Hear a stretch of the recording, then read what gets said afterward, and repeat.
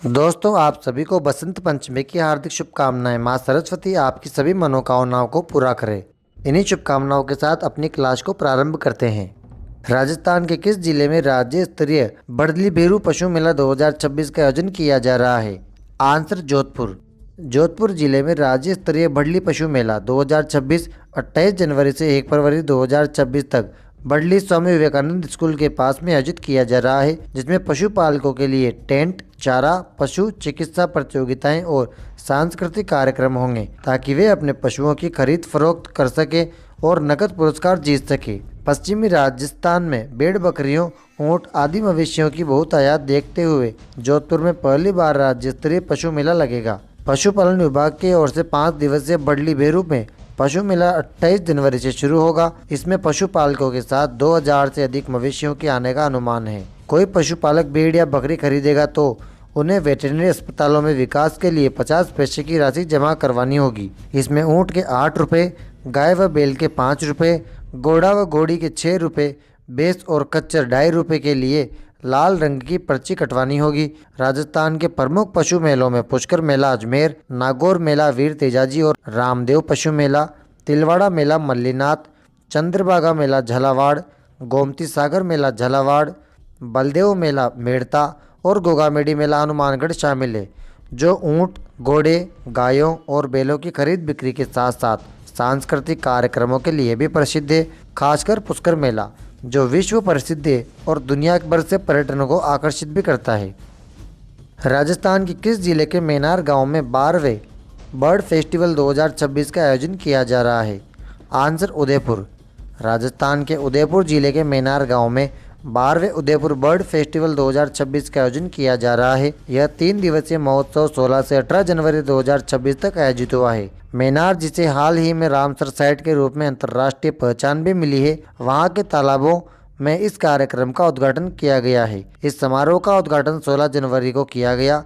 इसमें चित्तौड़गढ़ के सांसद सीपी जोशी मुख्य अतिथि थे। इस महोत्सव का उद्देश्य पक्षियों का दीदार, वेटलैंड संरक्षण, प्रकृति के प्रति जागरूकता और क्षेत्र में परिस्थिति पर्यटन को बढ़ावा देना है। इस कार्यक्रम में पक्षी प्रेमियों के लिए बर्ड रेस, वेटनरी प्रदर्शनी और विशेष रूप से मेनार के वेटलैंड्स, धंधेला और ब्रह्मसागर में पक्षियों को निहारने का आयोजन किया गया है। राजस्थान में कई जिलों में बर्ड पार्क या पक्षी अभ्यारण्य है, जिनमें भरतपुर का केवलादेव राष्ट्रीय उद्यान सबसे प्रसिद्ध और उदयपुर का पहला समर्पित बर्ड पार्क प्रमुख है। साथ ही जयपुर और अलवर, सरिस्का जैसे जिलों में भी बर्ड पार्क और अभ्यारण्य है, जो प्रवासी और स्थानीय पक्षियों के लिए जाने जाते हैं। राजस्थान का पहला बटरफ्लाई पार्क उदयपुर के अम्बेरी में स्थापित किया गया है, जो जैव विविधता संरक्षण को बढ़ावा देता है। हाल ही में पीएम कुसुम योजना के तहत भारत के किस राज्य को गोल्ड अवार्ड से सम्मानित किया गया है? आंसर राजस्थान।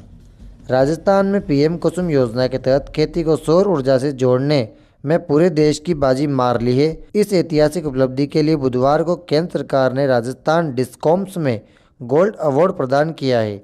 दिल्ली के स्कोप ऑडिटोरियम में आयोजित समारोह में केंद्रीय विद्युत मंत्री मनोहर लाल ने राजस्थान डिस्कॉम्स की चेयरमैन आरती डोगरा को यह सम्मान सौंपा।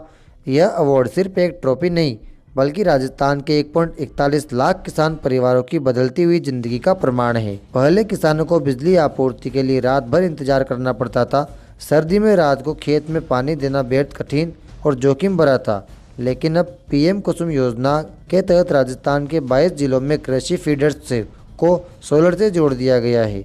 पीएम कुसुम योजना ने प्रदेश भर में पूरे भारत में प्रथम स्थान हासिल किया है। राज्य में अब तक कुल 1307 सोलर प्लांट स्थापित किए जा चुके हैं, जिनकी कुल क्षमता 2877 मेगावाट है। विशेष रूप से फीडर सोलराइजेशन के तहत 2333 मेगावाट क्षमता वाले 899 प्लांट काम कर रहे हैं। इन प्रयासों का सबसे सुखद परिणाम यह है कि प्रदेश के 1,41,579 किसान सीधे तौर पर इस योजना से लाभान्वित हो रहे हैं।